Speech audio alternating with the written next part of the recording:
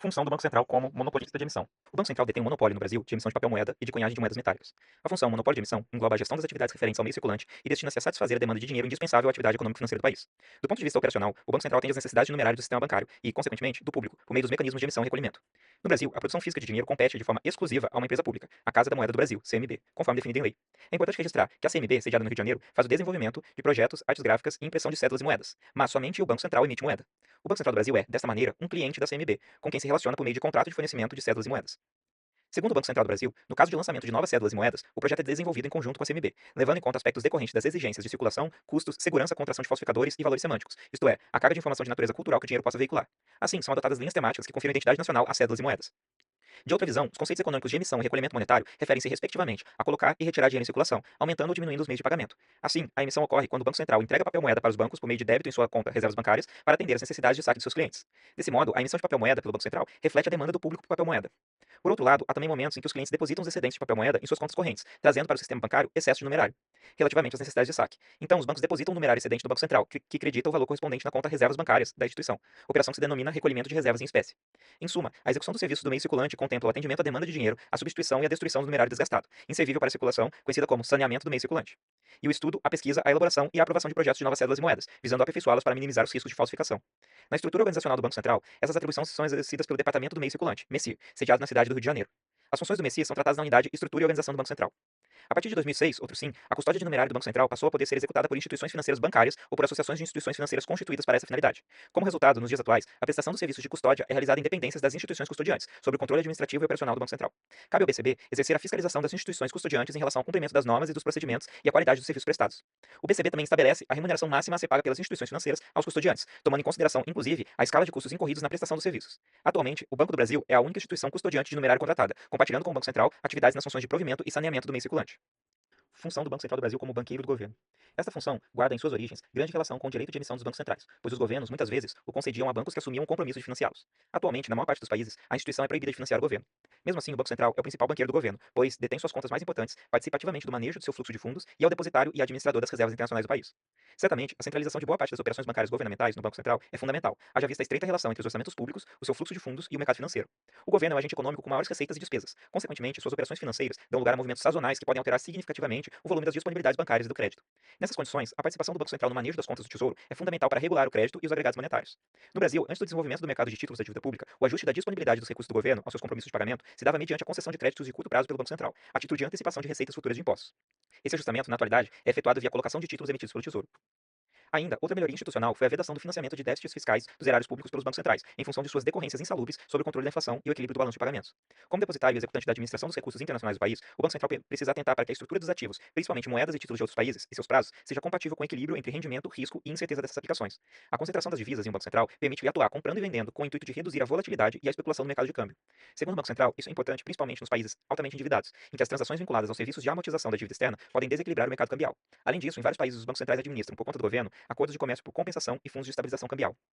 No Brasil, em 1986, foi iniciado o processo de reordenamento das contas que atrelavam as operações do Banco Central do Brasil, do Banco do Brasil e do Tesouro Nacional, tendo sido encerrada a conta movimento, que ligava o Banco Central do Brasil ao Banco do Brasil. Naquele momento, ocorreu também a unificação orçamentária das contas fiscais, com a criação da Secretaria do Tesouro Nacional e a transferência para o Tesouro Nacional da dívida externa depositada no Banco Central do Brasil. O apartamento das contas do Banco Central e do Tesouro teve como objetivo principal estabelecer claramente as diferenças institucionais entre a condução das políticas monetária e cambial e a execução da política fiscal. A Constituição Federal de 1988 deu robustez às transformações iniciadas 2 anos antes, impedindo empréstimos do Banco Central ao governo, mesmo que indiretamente. Dessa maneira, não é mais facultada ao Banco Central a possibilidade do financiamento inflacionário de déficits públicos, nem mesmo para funções de fomento à economia. Contudo, para fins de política monetária, o Banco Central detém títulos públicos em sua carteira, que, em outubro de 2013, representavam 32,7% dos títulos públicos federais emitidos. A partir da entrada em vigor da Lei da Responsabilidade Fiscal, LRF, o Banco Central do Brasil somente pode adquirir diretamente títulos de emissão da União para o refinanciamento de dívida mobiliária federal que estiver vencendo sua carteira, ou seja, títulos que o banco já possuía, que estão vencendo prazo, ele pode trocar por títulos novos com o Tesouro Nacional. Essa lei proibiu ao Tesouro Nacional comprar títulos da dívida pública federal da carteira do Banco Central, mesmo com cláusula de reversão, a não ser que para diminuir sua dívida, e vedou o Banco Central de adquirir esses títulos no mercado secundário no mesmo dia da emissão. Além disso, o Banco Central não pode mais emitir títulos. Exclusivamente títulos do Tesouro Nacional poderão ser usados para fins de política monetária, por meio de operações de mercado aberto.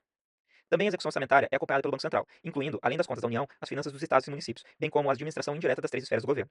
Este acompanhamento é realizado devido à enorme relevância para o país das relações entre Banco Central e Tesouro Nacional e ao grande impacto dos gastos do governo sobre a política monetária. Ainda, como banqueiro do governo, o Banco Central atua em nome do Tesouro Nacional nos leilões de títulos públicos federais, administra as reservas internacionais, representa o país junto a organismos internacionais e recebe as disponibilidades de caixa da União, na chamada Conta Única, mantida pelo Tesouro Nacional. O Decreto-Lei nº 200, de 25 de fevereiro de 67, que gerou a reorganização da administração federal e formulou as diretrizes para a reforma administrativa, definiu que o governo federal deveria implementar a unificação dos recursos movimentados pelo Tesouro Nacional por meio de seu caixa em agente financeiro da União, para obter economia operacional e racionalização dos processos atinentes à execução de desembolsos financeiros. Essa determinação legal só foi totalmente cumprida quando todas as disponibilidades do Tesouro Nacional existentes nos diversos agentes financeiros foram transferidas para o Banco Central do Brasil, em conta única centralizada. As regras sobre a unificação dos recursos do Tesouro Nacional em conta única foram estabelecidas pelo Decreto 93872, de 23 de dezembro de 86. Em síntese, na conta única da União, são lançados todos os débitos e créditos advindos de transações do governo federal com a sociedade em geral. Segundo o Tesouro Nacional, nesta conta estão todas as disponibilidades financeiras da União, sendo, por isso, importantíssima ferramenta de controle das finanças públicas, pois comporta a racionalização da administração dos recursos financeiros, diminuindo a pressão sobre o caixa do Tesouro, além de tornar mais rápidos os processos de transferências e de descentralizações financeiras, e também os pagamentos a terceiros. Atendimento a demandas de liquidez. Para atender às necessidades de liquidez das instituições financeiras, são fornecidas pelo Banco Central as seguintes possibilidades. 1. Otimização das operações pendentes no STR. Por algum algoritmo calculado pelo sistema, é possível que operações que estejam trancando a liquidez sejam liquidadas. 2. Liberação de recursos de depósitos compulsórios para uso durante o dia, e a instituição financeira precisa repor os recursos nas devidas contas no final do dia. 3. Operações compromissadas intradia, em que o Banco Central compra da instituição financeira títulos públicos federais com compromisso de revenda no mesmo dia a custo zero. Essa modalidade de crédito intradia não tem relação com o empréstimo de última instância, sendo uma funcionalidade concebida para garantir a fluidez dos pagamentos, sendo, por isso, disponível para todas as instituições financeiras que possuam contas no STR. Diferentemente das operações de desconto de 15 e 45 dias, que estão restritas a bancos. É permitido que as operações intradia pendentes de liquidação, ao término do dia, sejam convertidas automaticamente em operações de um dia útil, mas com custo. E 4. Operações compromissadas de títulos públicos federais com prazo de um dia útil. E, para satisfazer necessidades de liquidez decorrentes de descasamento de curtíssimo prazo ao fluxo de caixa da instituição financeira, normalmente realizadas automaticamente por conversão e operação intradia. Para ter acesso a essas operações, as instituições financeiras têm como custo a variação da taxa Selic de um dia acrescida de 1% ao ano. Prestamista de última instância. O Banco Central do Brasil tem papel de ser um emprestador de última instância para as instituições financeiras. Isso significa que o Banco Central fornece liquidez para as instituições financeiras quando necessário. Essa função do Banco Central ajuda a manter a confiança na moeda nacional e a estabilidade no sistema financeiro nacional. De 2000 até 2021, o Banco Central oferecia liquidez apenas por meio de operações compromissadas contra títulos emitidos pelo Tesouro Nacional. Esses empréstimos tinham o objetivo de atender a necessidade de curto prazo. A partir de 2021, com a evolução do mercado financeiro, com o aumento de títulos emitidos por entidades privadas e com o aprendizado em tempos de crise financeira, o BC passou a oferecer também linhas de crédito específicas para a liquidez de instituições baseadas em um sistema de empréstimos contra cestas de garantias, chamadas linhas financeiras de liquidez, LFL. Linhas financeiras de liquidez. As LFL funcionam como empréstimos garantidos por uma variedade de ativos, incluindo títulos privados, e as suas características são: garantias. Os ativos usados como garantia devem ser registrados nas centrais depositárias de ativos financeiros e de valores imobiliários. Tipos de ativos. Títulos corporativos, como debêntures e notas comerciais. Os eventos relacionados a esses títulos, como juros e amortização, são transferidos para uma conta garantida do Banco Central. A partir de julho de 2024, também foram aceitas cédulas de crédito bancário, CCB, representando operações de crédito para empresas. Ao contrário do que acontece com as debêntures e notas comerciais, os eventos financeiros relativos à CCB ficam mantidos nas próprias instituições financeiras participantes das LFL, não sendo transferidos como garantia em espécie para o Banco Central. Gestão de garantias. Eventos financeiros de debêntures e notas comerciais são transferidos para uma conta de garantia do BCB. Eventos financeiros de CCB ficam nas instituições financeiras participantes. Os ativos são classificados em duas cestas. Cesta A, debêntures e notas comerciais com melhor avaliação de crédito. Cesta B, CCB e as debêntures e notas comerciais não classificadas na cesta A. Precificação limites. O BC calcula o valor das garantias diariamente. Os limites de crédito são ajustados conforme a diversificação e mitigadores de riscos, haircuts. A atualização dos limites ocorre após movimentos de ativos. São aceitos pré-pagamentos parciais e totais. As chamadas de margem para recomposição de limites são automatizadas. Modalidades operacionais da LFL. As LLI, linha de liquidez imediata, é destinada a fornecer liquidez de modo a permitir uma gestão mais eficiente por parte das instituições financeiras, de possível necessidade de curto prazo. As LLI aceitam um conjunto mais restrito de garantias, cesta A. A contratação de uma operação de LLI se dá na forma automática, por meio de mensagem eletrônica, desde que a instituição solicitante possua limite financeiro disponível.